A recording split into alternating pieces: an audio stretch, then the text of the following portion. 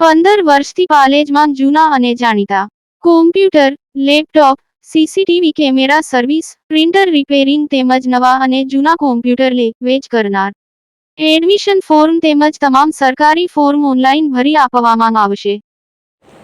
આમોદ તાલુકા પંચાયત ખાતે વિકસિત ભારત જી રામજી યોજના અંગે મહત્વપૂર્ણ બેઠક યોજાઈ. આમોદ તાલુકા પંચાયત પ્રમુખ રાજદીપસિંહ દાયમાની આગેવાનીમાં વિકસિત ભારત શ્રી રામજી યોજનાની બેઠક યોજાઈ હતી.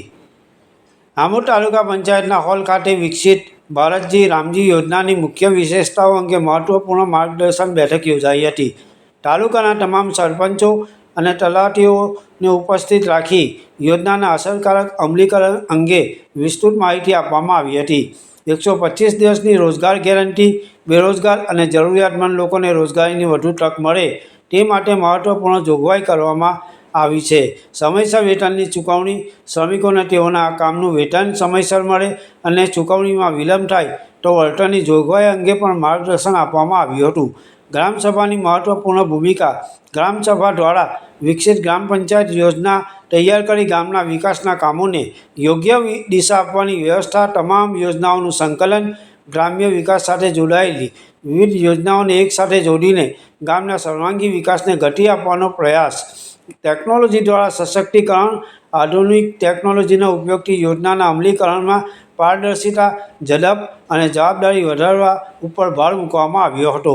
આયોજિત બેઠકમાં આમોદ તાલુકા વિકાસ અધિકારી નરેશકુમાર લાડુમોર તથા તાલુકા પંચાયત પ્રમુખ રાજદીપસિંહ દાયમાના માર્ગદર્શન હેઠળ તાલુકાના તમામ સરપંચો અને તલાટીઓને યોજનાના હેતુ, લાભો અને અમલીકરણ અંગે જરૂરી માર્ગદર્શન આપવામાં આવ્યું હતું.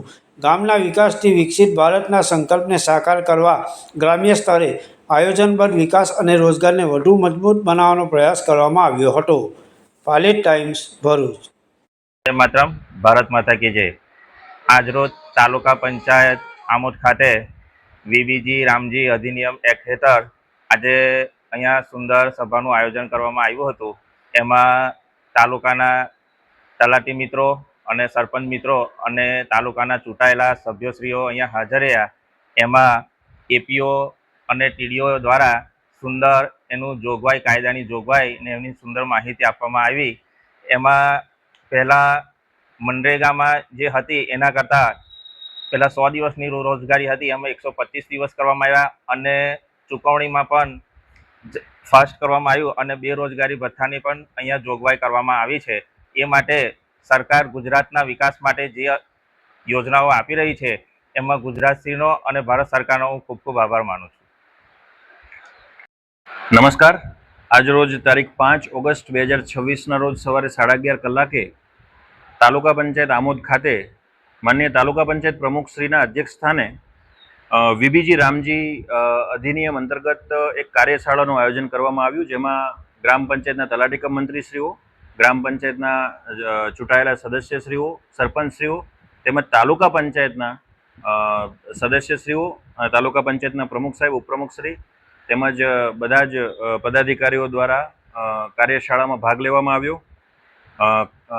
ખૂબ સુંદર માહિતી આસિસ્ટન્ટ પ્રોગ્રામ ઓફિસર એપીઓશ્રી દ્વારા આપવામાં આવેલ છે.